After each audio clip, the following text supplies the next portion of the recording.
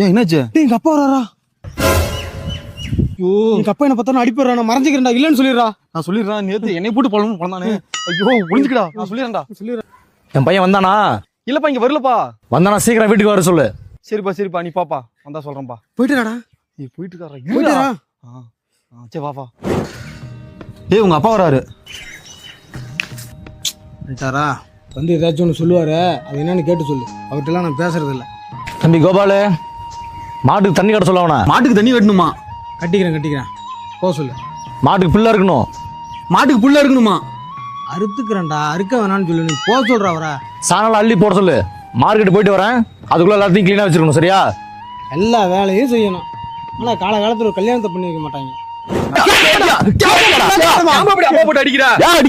என்னை பார்த்து ஏன் வேலைக்கு போகணும்னு கேக்குறான். என்னை கேட்காம ஏன் கல்யாணம் பண்ணு கேக்குறான்.